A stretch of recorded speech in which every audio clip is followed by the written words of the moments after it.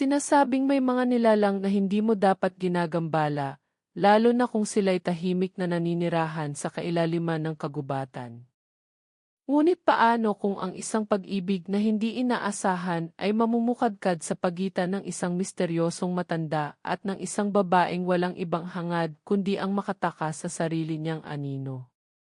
Ako si Clara, 28 taong gulang, at isang manunulat na sumasakay sa mga tren ng Maynila habang naghahanap ng inspirasyon. Nang malugi ang kumpanyang pinagtatrabahuhan ko sa Makati, napilitan akong bumalik sa aming probinsya sa Quezon, isang lugar na kinalimutan ko na sa dami ng taon na inilaan ko sa lungsod.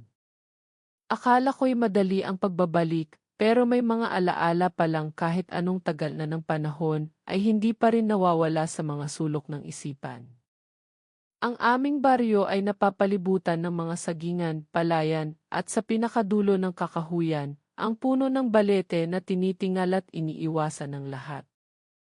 May mga kwento ang matatanda tungkol sa isang matandang lalaki na naninirahan doon, isang nilalang na umano hindi tumatanda, hindi lumalabas sa araw, at may matang tila nakakabasa ng kaluluwa. Noong bata pa ako, pinagbawalan kaming lumapit sa baleteng iyon. May mata ang kagubatan, babala ng lola ko noon. Pero hindi ako kailanman naniwala. Hanggang isang hapon, habang ako'y naglalakad pa uwi mula sa palengke, ay biglang umambon. Ang langit ay dumilim ng parabang gabi na, at napilitang sumilong ako sa ilalim ng nasabing balete. Doon ko siya unang nakita. Isang lalaki, hindi matanda ayon sa iniisip ng lahat, nakasuot ng lumang barong, basang-basa sa ulan, ngunit hindi man lang nanginginig.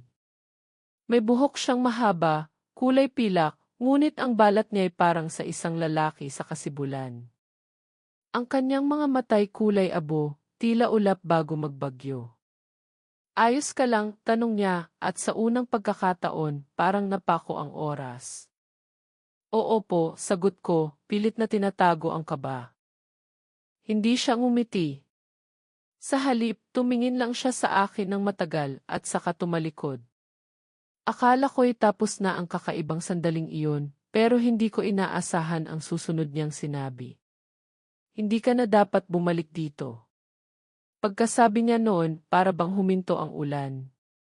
Tumigil ang hangin. Nanindig ang balahibo ko. Ngunit sa halip na sumunod, mas lalong naging matindi ang pagnanais kong makilala siya. Kinabukasan, bumalik ako sa balete. At sa loob ng ilang linggo, halos araw-araw na akong dumadalaw doon, nagdadala ng pagkain, at nag-iiwan ng kung ano-anong sulat sa pagitan ng ugat ng punong tila may sariling hininga. Hanggang sa isang araw, lumabas siyang muli. Bakit ka bumabalik? Tanong niya, seryoso ang boses, ngunit may bahid ng pag-aalala. Gusto lang kitang makilala, sagot ko. Tahimik siyang tumingin sa akin bago marahang tumango. Ako si Elias. Sa bawat araw na lumilipas, natutuklasan ko ang kakaibang katauhan ni Elias. Hindi siya lumalabas kapag maliwanag. Ang mga kwento tungkol sa kanya ay kalahating totoo, totoo na hindi siya tumatanda, at totoo na hindi siya ganap na tao. Ngunit sa kabila nito, naramdaman ko ang isang koneksyon na hindi ko maipaliwanag. Kapag magkausap kami, parang nawawala ang bigat ng mundo. May mga pagkakataong nagkukwento siya ng mga panahon na tila hindi naabot ng kasaysayan. Wika niya, matagal ko nang ginustong kalimutan ang pagiging tao, pero tuwing nakikita kita, parang binabalikan ko ang bawat damdaming akala ko'y nalimot na. Hindi ko alam kung kailan nagsimula, pero unti-unting nabihag ako ng kanyang mga mata, ng kanyang mga salita, ng katahimikang dala niya. Sa isang gabi ng kabilugan ng buwan, habang kami magkasamang nakaupo sa ugat ng balete, nagtanong ako, isa ka bang aswang? Hindi siya sumagot. Tumayo siya, nilapitan ako, at sa unang pagkakataon, hinawakan niya ang aking mukha. Malamig ang kanyang kamay, pero ramdam ko ang init ng damdamin sa kanyang pagtingin. Hindi ko na alam kung ano pa ako. Pero sigurado akong hindi ko kayang mawala ka. Sa sandaling iyon, hindi na mahalaga kung sino o ano siya. Sa puso ko, isa lamang siyang nilalang na nagmamahal, tulad ko. Ngunit may mga mata sa baryo. At sa mga sumunod na araw, napansin kong sinusundan ako ng mga kapitbahay. May mga bulong-bulungan. May galit. May takot. Hanggang isang gabi, habang nakaupo kami ni Elias sa ilalim ng punong iyon, dumating ang mga tao, may dalang itak, may hawak na sulo. Ilayo mo siya, sigaw ng isa. Hindi siya tao, sigaw ng isa pa. Hinawakan ako ni Elias at bumulong, hindi kita pababayaan. Ngunit bago pa man siya makagalaw, isang matandang babae ang lumantad sa gitna ng mga tao, si Aling Rosa, ang kilalang albularyo ng baryo. Hindi siya ang dapat niyong katakutan, sabi nito habang nakatingin sa akin. Nagkatinginan kami ni Elias, puno ng tanong, puno ng kaba. At sa sandaling iyon, alam kong ang lahat ay magbabago. Sa sumunod na mga araw matapos ang gabing hinarap namin ang galit ng mga tao sa baryo, unti-unting gumulo ang katahimikan ng mundo ko. Hindi na ako makatulog ng maayos. Kahit sa araw, ramdam ko ang bigat ng mga matang nakatingin sa akin, parang bawat hakbang ko sa palengke ay sinusukat, bawat kilos binibigyang kahulugan. Sa gitna ng lahat ng ito, si Elias ay nanatiling lihim, hindi nagpapakita sa labas ng kagubatan, piniling manatili sa lilim ng kanyang pinagtataguan.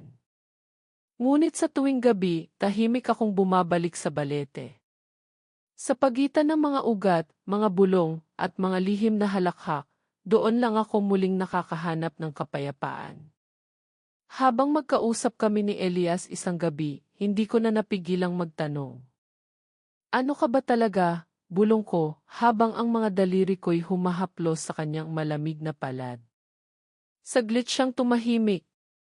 Tumingin siya sa buwan, sa kabumuntong hininga. Hindi ko na rin alam. Noong una, tao rin ako. Isang manggagamot. Marami akong natulungan noon, pero may isang pagkakamaling hindi ko na mababawi. Naglakad kami sa paligid ng puno, habang unti-unting binubuksan ni Elias ang mga bahagi ng kanyang nakaraan. Sa bawat salita niya, mas lalo kong naramdaman ang lalim ng kanyang pagkatao, o kung ano man siya ngayon. Ayon sa kanya, may ginamot siyang babae noon na nilapian ng isang nilalang, isang aswang na nilapastangan ang pagkatao nito. Sa desperasyon niyang mailigtas ang babae, ginamit niya ang isang ritual na ipinagbawal na noon pa man. Hindi ko alam na ang gagamitin kong orasyon ay gisingin din ang dugo ng halimaw sa loob ko, pahayag niya, habang marahang humawak sa liig niya na parang sinusuri kung totoo pa ang tibok ng puso niya. Simula noon, hindi na ako naging ganap na tao. Pero ni minsan, hindi ko ginamit ang lakas ko para manakit. Tahimik akong nakinig. Sa puso ko, mas lalo ko siyang minahal. Hindi dahil sa pagiging kakaiba niya, kundi dahil sa paraan ng pagtitiis niya sa katahimikan at pagkakakulong. Kung ako siguro ang nasa kalagayan niya, matagal na akong sumuko. Ngunit habang mas lalong lumalalim ang samahan namin, mas dumarami ring tanong ang gumugulo sa akin. Ano nga ba ang kahihinatnan ng isang pag-ibig sa pagitan ng isang mortal at isang nilalang na halos wala nang natitirang pagkatao? Isang gabi, habang nagpapahinga kami sa ugat ng balete, biglang dumating si Aling Rosa. May dala siyang isang lumang aklat, balot ng telang kulay uling. Kailangan mong magdesisyon, wika niya kay Elias, malamig ang boses. May paraan para maging ganap kang tao muli. Pero may kabayaran. Napatingin ako kay Elias, na tila biglang naging aligaga. Hindi siya sumagot. Nanatili lang siyang nakatitig sa libro. Ano nang kapalit, tanong ko, hindi ko na napigilang makialam. Ang paglimot. Kailangang mawala ang alaala niya sa'yo. Kailangang bumalik siya sa kung sino siya bago ka dumating. Napalunok ako. Para akong binuhusan ng malamig na tubig. Kung mamimili ka ng pagiging tao, mawawala ako sa alaala mo, bulong ko. Tumango si Elias, hindi makatingin sa akin. Pero kung pipiliin kong manatili, mananatili rin ang panganib sa paligid mo. Napahawak ako sa dibdib ko. Ang sakit ng posibilidad na mawala siya, o mananatili siya sa mundong hindi siya ganap na nabibilang. Hindi patas. Para bang saan man kami tumingin, may hangganan. Ilang araw kaming hindi nagkita. Hindi siya lumalabas, at ako na may pinilit ang sariling huwag bumalik. Ngunit ang puso ay may sariling isip. Sa ikatlong gabi, bumalik ako sa puno. Doon ko siya muling nadatnan, nakatayo sa gitna ng liwanag ng buwan, hawak ang libro ni Aling Rosa. Handa na akong mamili, sabi niya. Napapitlag ako. Ano nang pipiliin mo? Lumapit siya sa akin, hinawakan ang pisngi ko, at sa unang pagkakataon, nakita ko ang luhang dumaloy sa mata ng isang nilalang na akala ko'y hindi na marunong umiyak. Hindi ko kayang mabuhay sa isang mundong hindi kita kilala. Kaya mananatili akong ganito. Kahit na mabulok ang katawang ito sa lilim ng balete, basta't andyan ka, sapat na. At sa sandaling iyon, wala na akong ibang narinig kundi ang tibok ng puso ko, at ang tibok ng isang pusong matagal nang ipinagkait ang karapatang magmahal. Ngunit bago pa man kami magkalapit ng tuluyan, isang matinis na sigaw ang umalingaw mula sa baryo. May nawala. May batang dinukot. At sa gitna ng kagubatan, isang anino ang dumaan sa paligid ng punong balete, isang nilalang na hindi si Elias, ngunit gaya niya mas madilim, mas mabangis at mas uhaw. May ibang gumagalaw, bulong niya. At alam nilang ako ang pagbibintangan. Sa mga sumunod na gabi, muling binalot ng takot ang buong baryo. Ang balitang may batang nawawala ay parang apoy na mabilis kumalat, sinundan pa ng panibagong ulat, isang magbubukid ang natagpuang wala ng buhay sa gilid ng ilog, may mga bakas ng pagkagat sa liig. Lahat ng tingin, lahat ng hinala, iisa ang tinutumbok, ang matandang naninirahan sa puno ng balete. Wala silang ibang alam kundi ang alamat ng aswang na hindi tumatanda, laging nagtatago sa dilim, at may mga matang tila nagsusumamo sa buwan. Ang hindi nila alam, si Elias, ang tinatawag nilang matanda, ay patuloy na lumalaban sa sarili niyang anino. At ako ang tanging saksi sa pagod niyang pakikipaglaban sa dilim. Hindi ako ang kumuha sa bata, ulit ni Elias, habang magkasama kaming naglalakad sa ilalim ng liwanag ng buwan. Pero alam ko kung sino. Napalingon ako sa kanya. Sino? Tanong ko, kinikilabutan na sa kaba. May isa pa. Isang tulad ko. Pero hindi siya piniling magbago. Hindi siya tumigil sa pagkain ng laman ng tao. Noon pa man, tinawag siyang itim na anino. Lumamig ang hangin sa paligid namin. Sa unang pagkakataon, nakita ko ang takot sa mga mata ni Elias. Hindi dahil sa halimaw na nasa labas, kundi dahil sa halimaw na maaaring bumalik, dala ang bangungot ng nakaraan. Sa kabilang dako ng baryo, si Aling Rosa ay may kinakausap, isang tagapangalaga ng sinaunang kaalaman, si Mang Lucio, isang bulag na albularyo na kilala sa pagbasa ng mga anino gamit ang apoy. Habang umiikot ang baga sa kanyang palad, bigla itong pumutok. May pumasok na bagong nilalang sa hangganan ng ating lupa. Isa siyang anak ng gabi at hindi siya magdadala ng awa. Napabuntong hininga si Aling Rosa. Ang puso ng matanda ay lumambot na. Hindi na siya handang pumatay. Pero ang kalaban natin walang pinipiling oras. Kailangan nating gumawa ng paraan bago pa mahuli ang lahat. Samantala, bumabalik sa isipan ni Clara ang huling gabi ng kanilang pag-uusap, ang pangakong pipiliin ni Elias na manatiling halimaw kung iyon ang paraan para huwag siyang makalimutan. Ngunit sa puso niya, may lumalalim na pangamba, hanggang kailan magiging sapat ang pagmamahal kung ang mundo ay patuloy na bumabangga sa kanila? Habang iniisip niya ito, biglang lumapit sa kanya si Carding, ang kababata niya at isa sa mga tanod ng baryo. Clara, wika niya, narinig ko ang mga matanda. Balak nilang sunugin ang punong balete sa susunod na kabilugan ng buwan. Natigilan si Clara. Hindi nila iyon maaaring gawin. Hindi na sila naniniwala sa paliwanag. At kapag nawala na ang tiwala ng tao, ang susunod ay apoy. Kinabukasan, humarap si Clara sa harap ng mga matatanda ng baryo, dala ang lahat ng lakas ng loob niya. Si Elias ay hindi ang halimaw na hinahanap ninyo, pahayag niya. May mas malaki tayong kalaban. Hindi ninyo lang nakikita.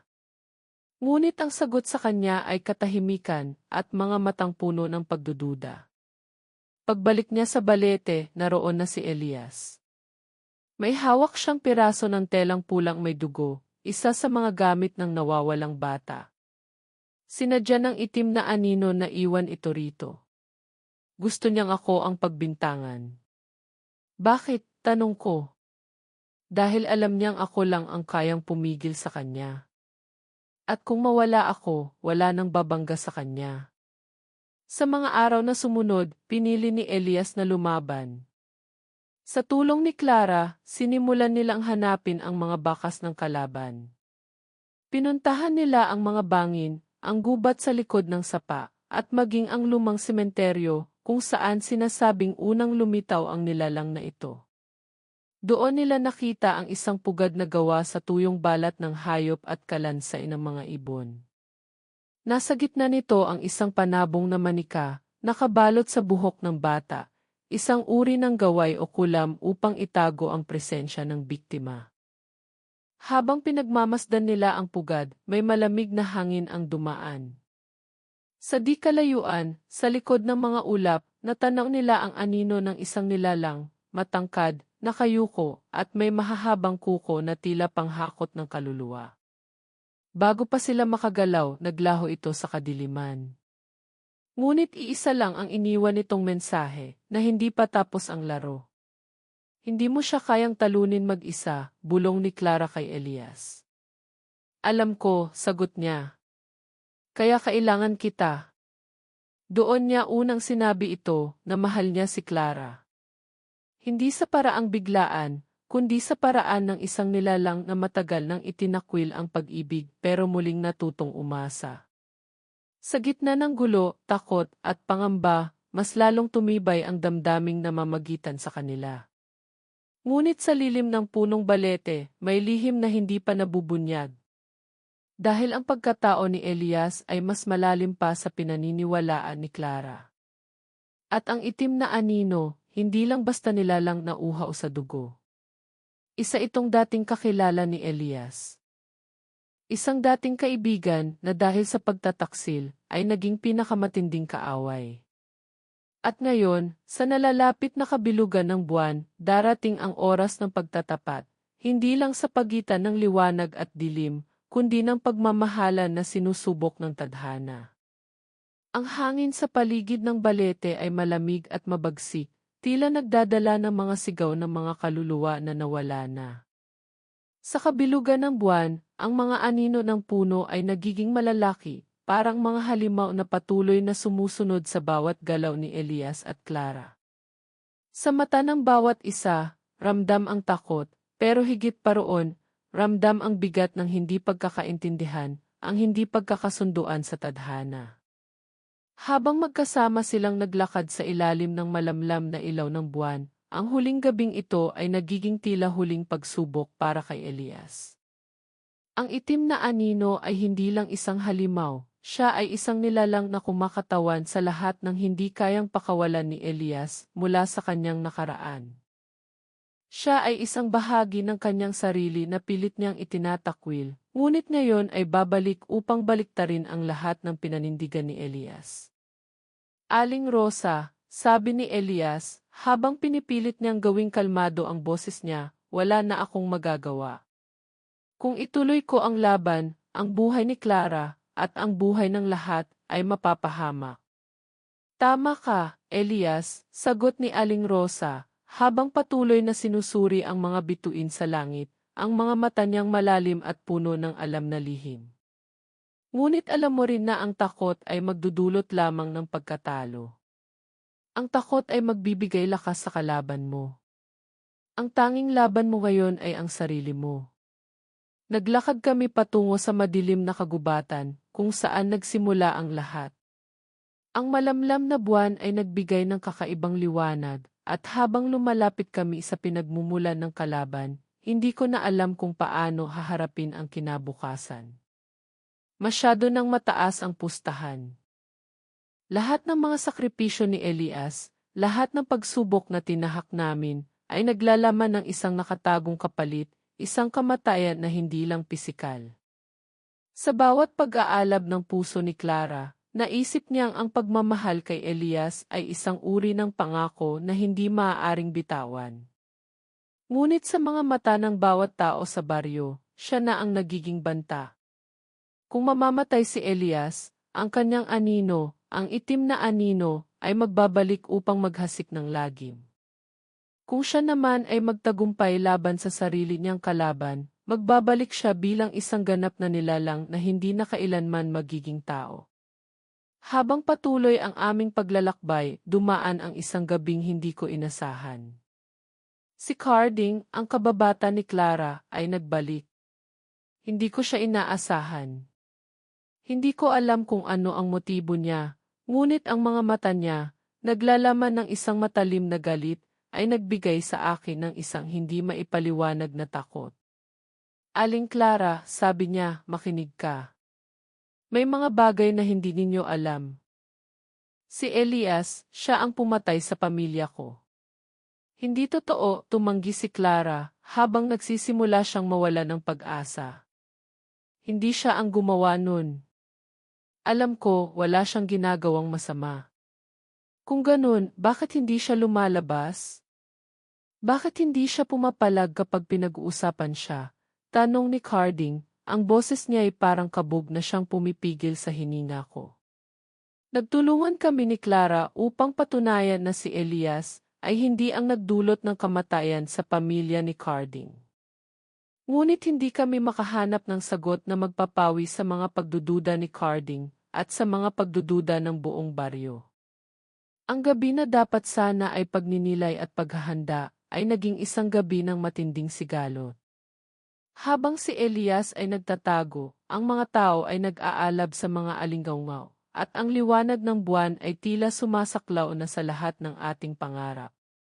Pumili ka na, Clara, wika ni Elias isang gabing dumaan siya sa kabila ng lahat ng iniwasan. Nais ko nang itigil ito.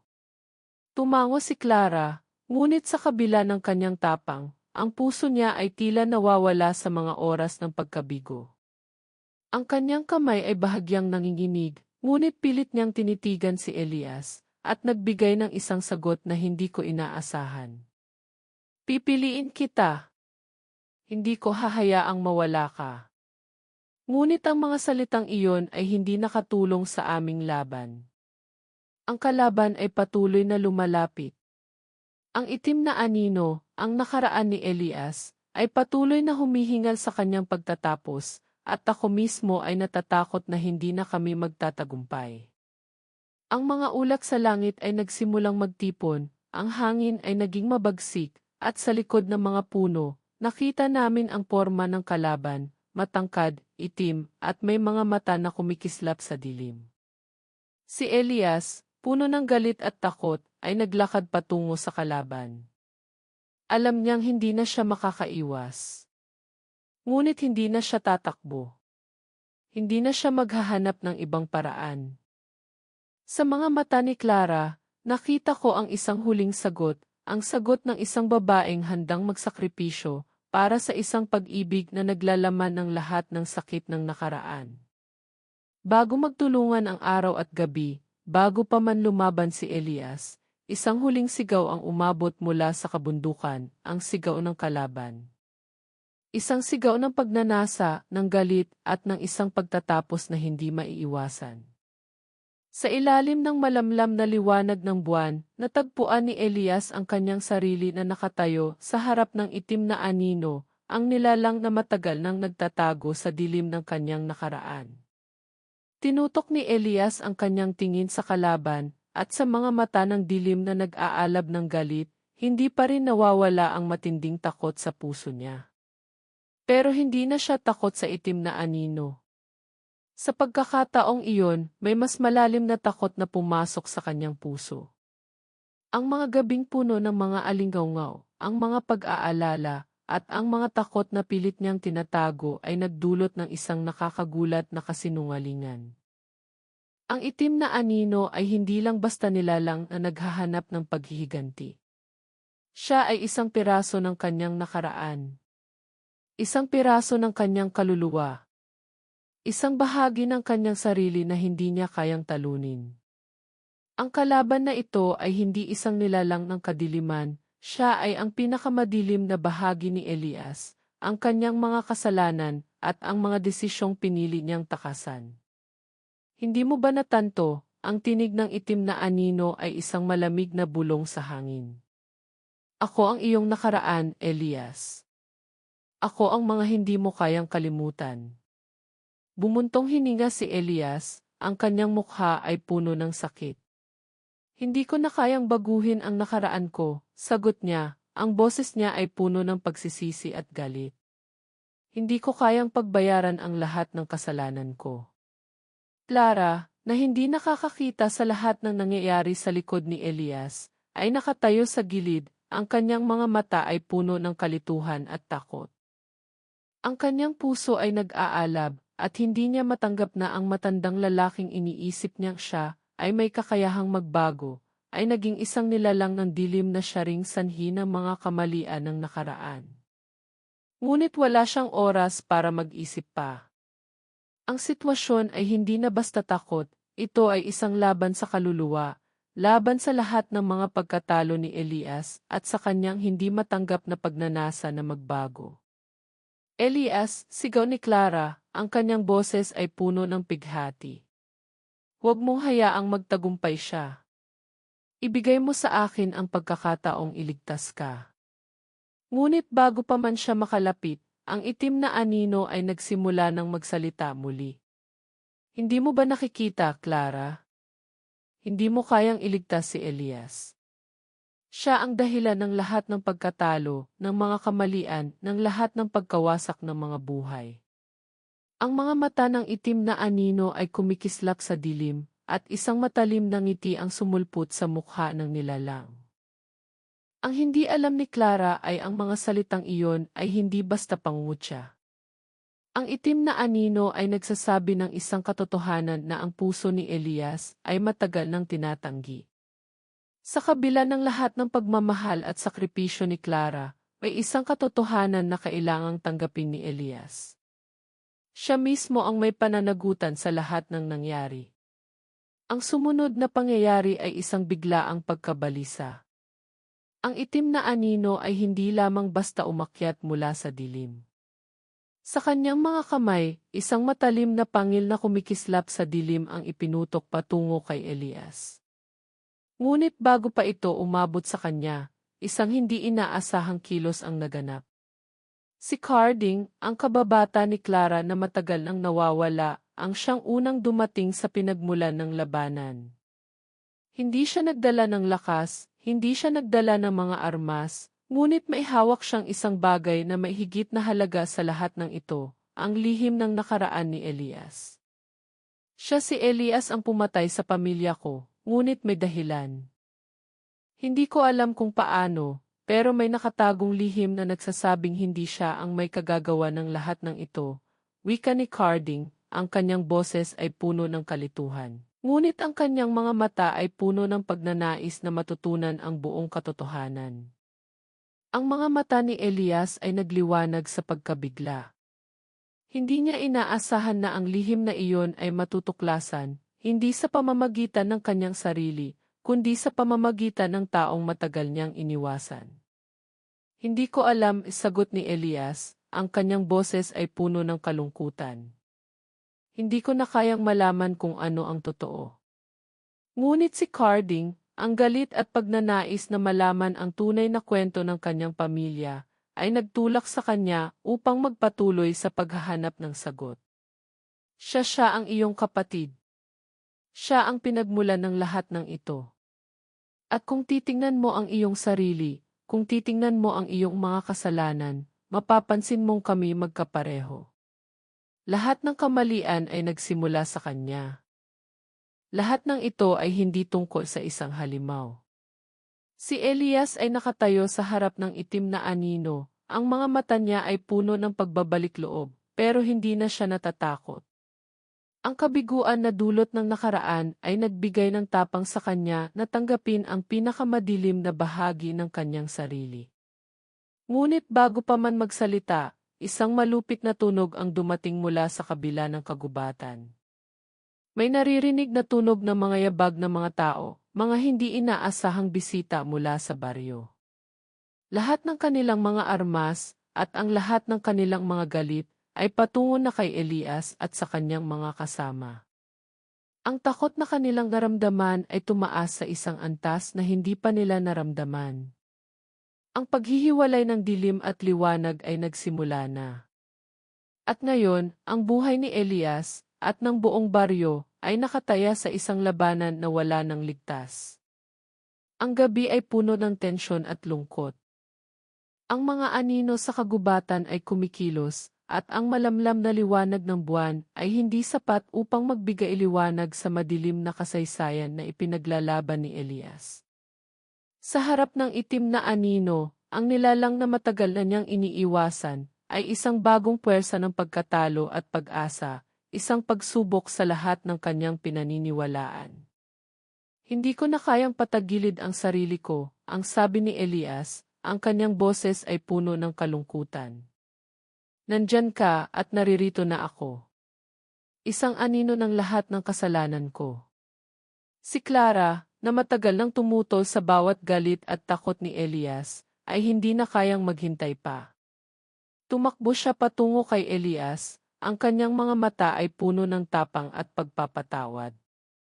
Elias, hindi ka na kailangang matakot sa nakaraan mo. Kasama kita. Hindi ka nag-iisa. Ang mga mata ni Elias ay nagsimula ng magliwanag, hindi na ng galit, kundi ng isang bagong pag-asa. Ang mga lihim na matagal na niyang tinatago ay nagsimulang maglaho sa harap ng pag-ibig ni Clara, na parang ang mga ulap ay unti-unting napapalitan ng liwanag. Tinutok ni Elias ang kanyang mga mata sa itim na anino, na patuloy na lumalaki sa harap nila, at sa bawat pagtakbo ng oras, tila mas malapit na ang sagot sa tanong na nagbabalot sa kanila. Ang itim na anino, sa kanyang matalim na boses, ay nagsabi, hindi mo kayang takasan ang iyong nakaraan, Elias. Tanggapin mo na ako ang pinagmulan ng lahat. Hindi mo na ako matatalo. Hindi totoo, sagot ni Elias, ang tinig niya ay malakas at puno ng determinasyon. Hindi mo ako magugustuhan. Nag-aatubili ang itim na anino. May nakita itong kakaibang lakas sa mga mata ni Elias, isang lakas na hindi nanggagaling sa galit o takot, kundi sa isang bagay na hindi niya kayang labanan, pagmamahal at pagpapatawad. Si Clara, na nagbigay liwanag sa madilim na mundo ni Elias, ay nagsilbing gabay. Sa bawat hakbang ni Clara patungo kay Elias, naramdaman ni Elias ang hindi malirip na lakas na lumalabas mula sa kanilang pagkakaisa. Elias, magkaisa tayo, wika ni Clara, ang kanyang mga mata ay puno ng pag-ibig. Huwag mong hayaang sirain ng iyong nakaraan ang lahat ng iniisip mong mahalaga. Isang sigaw mula sa itim na anino ang umabot sa hangin, isang sigaw ng galit at takot, ngunit hindi na ito nakapigil kay Elias. Sa isang malupit na galak, nagtakda siya ng isang huling hakbang na siyang magpapalakas sa kanyang determinasyon. Tumalon siya patungo sa itim na anino, gamit ang lahat ng lakas na natitira sa kanyang katawan, ang isang kamay ay mahigpit na nakahawak kay Clara, at ang isang kamay ay nakaturo sa dilim na siya ay tatapusin. Ang takot ay hindi ang sagot, sabi ni Elias, ang boses niya ay puno ng lakas. Ang tanging sagot ay pagmamahal at pagtanggap sa sarili. Sa isang malupit na putok, ang liwanag mula sa kanilang mga katawan ay nagpakita, ang mga anino ng nakaraan ni Elias ay naglaho, at ang itim na anino ay napalitan ng isang pagsabog ng liwanag at kalayaan. Ang matinding tensyon na bumalot sa kagubatan ay napawi, at sa huli, natapos ang paglalaban sa pagitan ng liwanag at dilim. Si Carding, na sa huli ay nagpasya na ipagtanggol ang mga nararapat na desisyon ni Elias, ay lumapit sa kanila, nagdadala ng katotohanan ng isang lihim na matagal na nilang iniiwasan. Nandyan ang katotohanan, Elias, ang sabi ni Carding, habang ang mga mata ni Elias ay puno ng kalungkutan at pagpapatawad. Ang lahat ng ito ay bahagi ng isang mas malalim na kwento na kailangan mong tanggapin. Ang mga mata ni Elias ay nagbukas ng mas malalim na kahulugan. Hindi na niya kailangan pang takasan ang kanyang nakaraan. Ang tanging kailangan niya ay tanggapin ito at magpatuloy, at kasama si Clara, muling binuo ang kanyang buhay. Si Clara, na patuloy na humawak sa kamay ni Elias, ay hindi na nagtakda ng alinlangan. Ang pagmamahal nila ay naging tanging gabay sa dilim.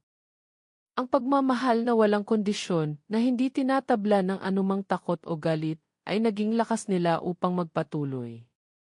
Sa huling sandali ng gabi, ang mga ulap ay humupa, ang buwan ay nagbigay ng buo at malinaw na liwanag, at ang kagubatan ay naging tahimik, isang tahimik na saksi sa isang bagong simula. Ang lahat ng sakripisyo, ang lahat ng pagkatalo, ay naging bahagi ng kanilang pag-ibig at pagpapatawad. Ang mga anino ng nakaraan ay hindi na kayang bumalik, at sa bawat hakbang na gagawin ni Elias at Clara, ang kanilang mga mata ay magsisilbing gabay sa kanilang bagong buhay. Der Mann war fast verskonden hinter den dichten Wolken, aber das Licht, das auf den Waldboden warf, war sanft und beruhigend. Der Kampf zwischen Licht und Dunkelheit war vorüber, und Elias und Clara war es in Moment der Befreiung. Sie standen Hand in Hand, herzen immer noch voller Aufregung und Angst, aber auch von einer neuen Hoffnung durchflutet. Die Skaten der Vergangenheit, die Lange bei ihnen gehangen hatten, schienen endlich zu verblassen. Es ist vorbei, flüsterte Clara, Stimme war in sanftes Murmeln im Wind. Du hast es geschafft, Elias. Wir haben es zusammen geschafft. Elias drehte sich zu Clara und sah in ihr Augen, tief, dunkel und voller Liebe. Noch vor wenigen Tagen war ein Mann, der von seinen eigenen Dämonen gequält wurde, ein Mann, der nicht wusste, wie sich von der Vergangenheit befreien konnte. Doch jetzt, mit Clara an seiner Seite, fühlt sich stärker als je zuvor. Der Squarmantel des Schmerzes und der Schuld war gefallen, und in ihm war nur noch ein Claire Entschlossenheit. Ich hätte es ohne dich nie geschafft, sagt ließ und drückt ihre Hand fester. Du hast mir gesagt, was Wahrstück wirklich bedeutet, Clara. Du hast mir gesagt, dass es keinen Dunkelheit gibt, die nicht durch das Licht der Liebe vertrieben werden kann, Clara erzählt, und in diesem Erzählen lag ein ganz Geschicht von Opfer, Schmerz und letztendlich Triumph. Sie wusste, dass sie Elias nicht nur aus den physischen Fingen der Dunkelheit befreit hat, sondern auch aus den inneren Fesseln, die ein so lange gefangen gehalten hatten. Wir haben uns gegenseitig gerettet, sagte sie, und das wird immer unser Band sein, aber das war nicht das Ende ihrer Reise. Es war der Beginn eines neuen Kapitels. Die Reise, die sie zusammen antreten, wurde sie weiterhin vor Herausforderungen stellen, aber mit der Liebe und dem Vertrauen, das sie füreinander entwickelt hatten, fühlte sich als Blitz an. Wenn der Morgen dämmert und das erste Licht des Tages durch die Bäume brach, war der Wald sie herum still, fast friedlich. Die Dunkelheit, die den Baum des Balit an die Aswang Plage beherrscht hat, war endlich besiegt. Doch Elias wusste, dass der Wahlkampf nicht nur gegen das bis im Auen war, sondern auch gegen die inneren Dämonen, die oft schwer zu besiegen sind als jeder Feind. Das war nicht einfach, sagt Elias nach einer langen Pause, aber wir haben gewonnen. Und ich wie, dass die Wahrheit uns endlich frei macht, klar nicht Justament.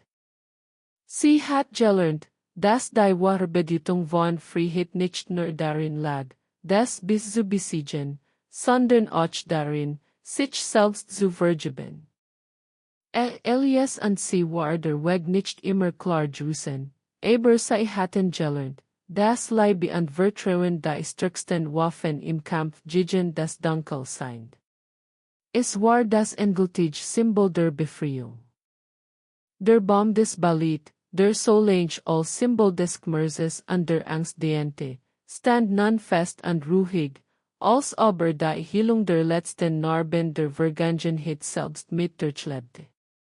Wir nen jetzt weitermachen, sagt Clara, anständig auf die Schatten der Vergangenheit zurückzublicken. Elias war sich sicher, dass Reis noch viel Herausforderungen und Prüfungen bringen würde. Doch wusste auch, dass sie gemeinsam alles bersten konnten. Mit Clara und seiner Seite fällt sich nie mehr allein.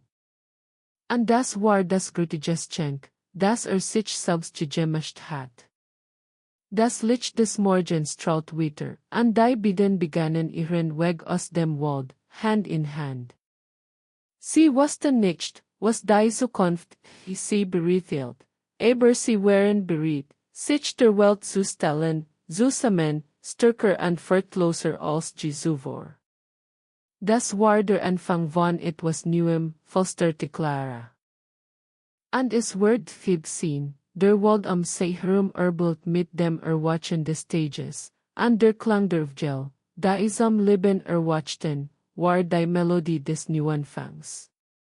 Elias und Clara gingen in die Sonne, und mit jedem Schritt, den sie machten, folgten sie die Last der Vergangenheit weniger und weniger. Reis hat sie nicht nur durch die Dunkelheit geführt, sondern sie auch zueinander gebracht, und das war der wahre Sieg.